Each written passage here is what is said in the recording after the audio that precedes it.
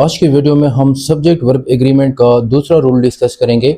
इससे पहले मैंने पहला रूल डिस्कस किया था और आज का जो हमारा रूल है सब्जेक्ट वर्ब एग्रीमेंट का, ये सबसे इम्पोर्टेंट रूल है। इसमें जो रिसेंटली एएसएफ के और जो इंग्लिश लेक्चरर के टेस्ट हुए थे, इसमें जब मैंने टेस्ट देखे तो वहाँ पे तकरीबन हर टेस्ट में इंग्लिश पोर्शन में इस रूल से एमसीक्यूज आया था। तो इस रूल्स को हम डिटेल के साथ समझेंगे। आपने इसको अपने साथ नोट भी कर लेना है आगे एसएसटी के लिए या केपीपीएससी का कोई भी एग्ज़ाम होते हैं इंग्लिश पोर्शन का। तो ये एक पूरी एक सीरीज़ है जिसमें मैं आपको सबसे जो इम्पोर्टेंट रूल्स होते हैं वो सारे मैं आपको सिखाऊंगा। अच्छा, ये वाला जो रूल है हमारे पास, इसको शायद आपने पहले पढ़ा भी होगा, लेकिन आज मैं आपको थोड़ा सा डिटेल के साथ समझाऊंगा ताकि आपका मुकम्मल ये क्लियर हो जाए। कोई भी एमसीक्यूज आता है इस रूल के मुतालिक तो आप वो आसानी से कर सकते हैं। रूल हमारे पास ये है, two singular subjects joined by either or neither nor take a singular verb. जब भी दो सिंगुलर सब्जेक्ट्स सेंटेंस में आ जाते हैं और उसको ज्वाइन किया हो ईदर और ने या फिर नीदर नॉर ने, ठीक है, तो वो जो सब्जेक्ट्स होंगे वो क्या लेगा, सिंगुलर वर्ब लेगा। ठीक है। फॉर एग्जांपल हमारे पास है एक जुमला है, neither the manager nor the assistant dash responsible for the keys.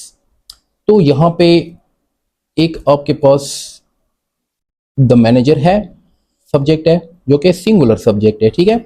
दूसरा क्या है, द असिस्टेंट, ये भी आपका सिंगुलर सब्जेक्ट है।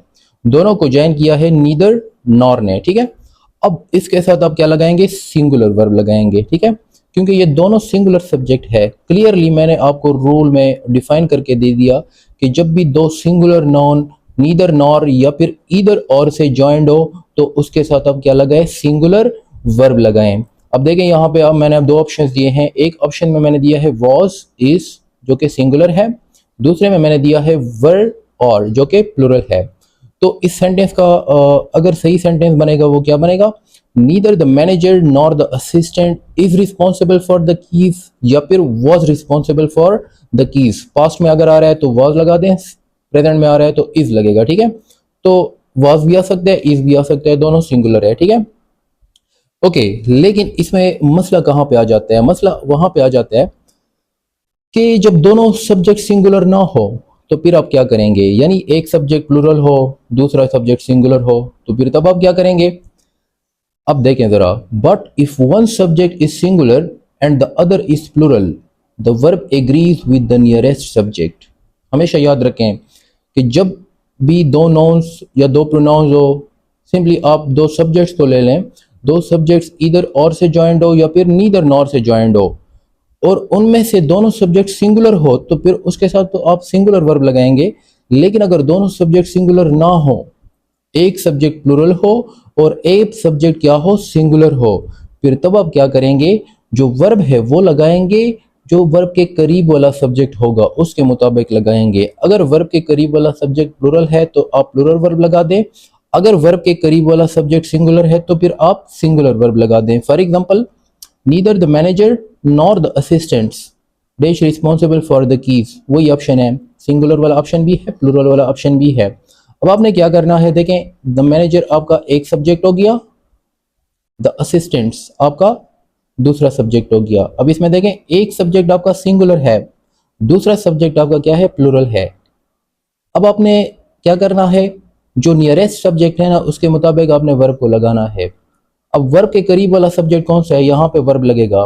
वर्ब के करीब वाला सब्जेक्ट कौन सा है, द असिस्टेंट्स जो कि प्लुरल है, तो इसके साथ आप क्या लगाएंगे, प्लुरल वर्ब लगाएंगे। वर्ब भी लग सकता है और भी लग सकते हैं, ठीक है।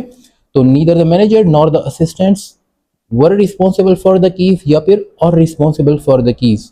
ये जो एमसीक्यूज था ये इंग्लिश लेक्चरर के फेडरल पब्लिक सर्विस कमीशन का जो इंग्लिश लेक्चरर का टेस्ट हुआ था उसमें भी आया था, और एएसएफ के जो इंस्पेक्टर का टेस्ट था, एमओडी का टेस्ट था, मिनिस्ट्री ऑफ सॉरी एडी का जो टेस्ट हुआ था असिस्टेंट डायरेक्टर का, उन दोनों में ये रिपीट हुआ था ये एमसीक्यूज, ठीक है। तो इसमें आपने ये चीज़ बस याद रखनी है, फिर आपको इसमें जो भी वो कर देना, कुछ भी कर दें, आपको जो है ना इसमें कन्फ्यूजन नहीं होगी, ठीक है। इसके अलावा अगर किसी ने एसएसटी जनरल की तैयारी करनी है तो हमारे पास कंप्लीट कोर्स अवेलेबल है तो वो हमसे व्हाट्सएप पे रब्ता कर सकते हैं।